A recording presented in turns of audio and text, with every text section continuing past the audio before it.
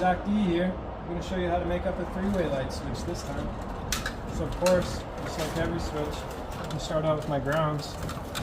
I have a wire coming from the bottom, so what I like to do in this instance is take the ground and fold it up, and then I take them all and I fold them to the back of the box, make sure they're held tight to the back.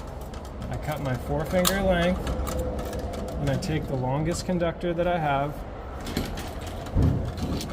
It helps to have the longer conductors or grounds or however you want to call it, but it helps to have a longer one. It makes your makeup way cleaner. And again, I'm taking and making sure these are all flush, seating the wire nut on before I start twisting. I'm leaving about 1 inch here just because that's all I want to braid. I do not want to braid all of these together in case someone needs to take this apart in the future. With that little 4-finger length, I bend half of it and fold it to the back so it's nice and neat. Now, I'm going to do the neutrals. I'm going to do the same thing. I'm going to take this neutral coming from the bottom and fold it up because I like all of the conductors to come from the same side. So if one's coming from the bottom, I just fold the bottom one up. And that helps me a little bit to keep it clean.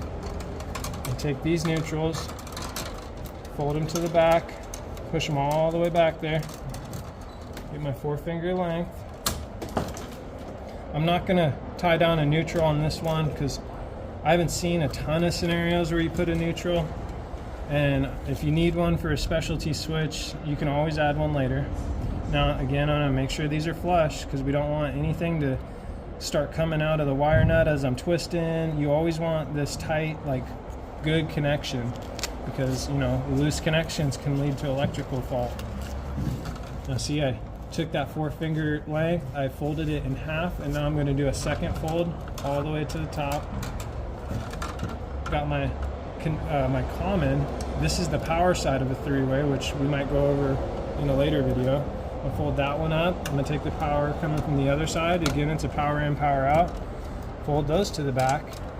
Get my 4-finger length once again. And you really want to make sure you're stripping out a good amount.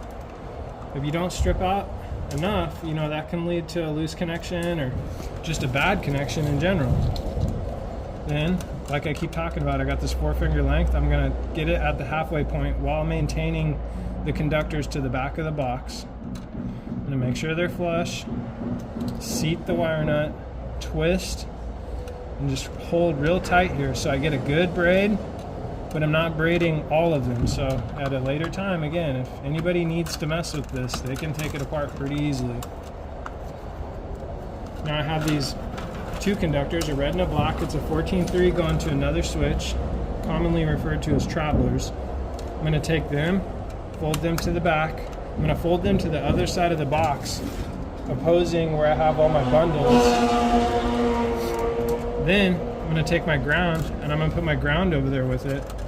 Everybody does three-ways a little bit differently, but I like to take the common, in this case the power side, and I like to fold that back and wrap that around to signify that it's the common. You never want to split the travelers up because that makes it to where whoever hooks this three-way switch up is going to probably hook it up wrong and it'll lead to a troubleshoot. Now, once I have everything, and the entire time I'm making sure everything is held tight to the back. Wire's malleable, so if I have everything folded back here, then it kind of maintains just the cleanliness I'm trying to get here. So I have a little more than 4 fingers, just so whoever's hooking the device up, they can really, you know, have a lot of wire to play with. I'm going to take this and I'm going to fold that length in half, and then I'll even stick my finger halfway into the box to get that bend and fold it up. So you can see it's got a good depth on it, so it's less likely to get hit by any sheetrockers who are routing that box out. So yeah, that's a 3-way light switch, and we'll probably do a 2 or 3 gang next. See y'all later.